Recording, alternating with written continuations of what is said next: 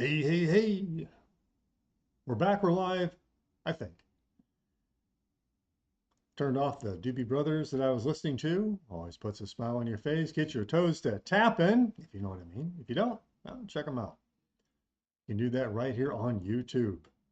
But what I'm going to talk about today is the ICT 2024 mentorship and today's edition.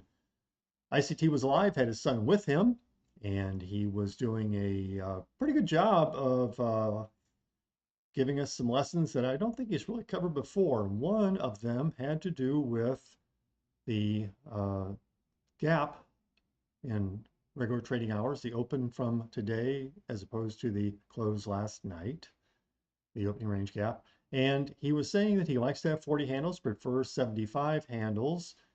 And we didn't have that this morning. And to him, that is a big warning flag. You may not want to trade. You may want to size down. You definitely want to know when to sit on your hands and not overtrade because you will probably lose. And here's the thing. Yeah, it was a little bit of a tough session. ICT was correct. It's TGIF. He showed how to predict where the market may go because of that. And it did. He highlighted the sell side liquidity that he expected it to go to because there was some smoothness down there, and the buy side was already roughed up, and he was right. Went there in spades. But good chance you lost money if you tried to trade it, if you're not ICT at least. And what you can see is that here's the first presented fair value gap in this kind of brownish color, whatever it is. And on the 15-second chart, it was different. Okay, this is 15 seconds, but I think it's marking the 1 minute gap. So you can see the market immediately went down and filled the gap. So there goes your trade for hitting 70% of that, or 70% chance of hitting that gap fill, that percentage, just boom, down, done. Not that big of a gap. But we did rally back to the CE of this other fair value gap he's got marked here.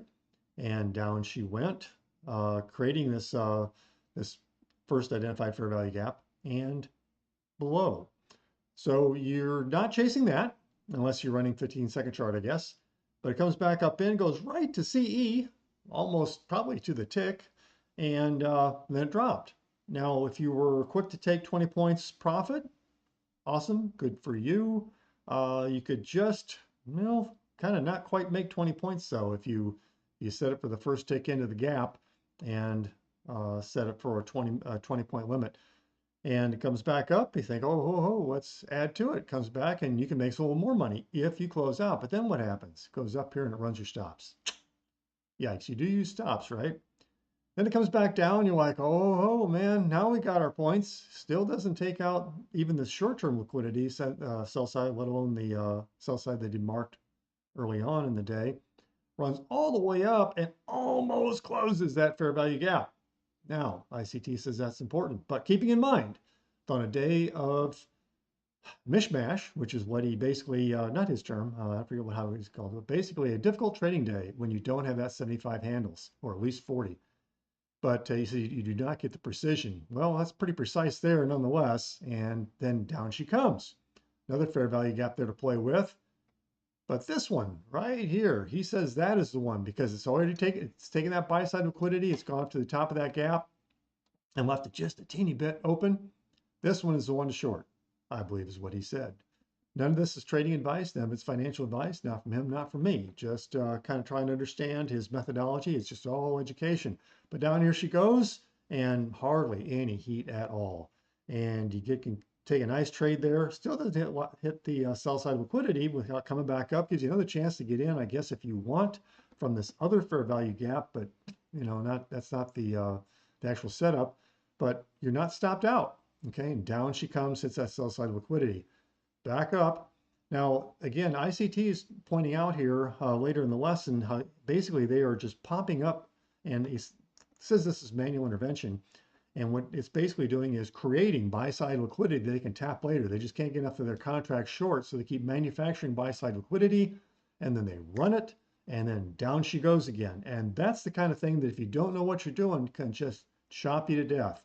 And I think he's kind of picking on Patrick Leland when he says, yeah, the chop is real. Well, this is what it is on this kind of a day. It is a high resistance liquidity run day, and that stinks. You can still make money, got to be more patient. It can be real frustrating. Might be some additional drawdown, and you won't hit your targets. And you may come back later after just giving up, either with or without losing money or making money. Come back and say, doggone it, it went exactly where he said it went exactly where I thought it would go, and I didn't make any money. Well, that's high resistance liquidity runs and days like today. So hopefully you didn't get caught in the mess. Hopefully maybe you made some money, but again, this is just about education. It's not financial advice. You can see curve at the right here, market just tanked and it kept going down. I mean, there was a lot of movement. So again, if you're patient, if you made the right choices, money was there to be made, but it was a difficult trading environment. But the lesson being, able to identify when you got that and even put in the, this was a live, so you didn't have it in there, but I think you changed the title here, how to identify high resistance liquidity conditions. And he speaks about it quite a bit. He does have his son Caleb on the call with him, on the live broadcast with him. So he's being very instructive, not ranting too much. Does it go kind of long, 2.5 hours, but there is a lot of good lessons in there. So anyway, I recommend that you watch that. You can see that I use a little speed up tool on playback. It doesn't work on live, obviously. And I suggest you check that out if you want to go through some of these a little bit more quickly. But a lot to be learned, and that is for trading futures, this being the E-mini NASDAQ. You can do the micros as well. And again, this is all just about education, not financial advice. So I'm probably going to head back to the Doobie Brothers and see if the coffee is still hot, and we will talk to you another time. And hopefully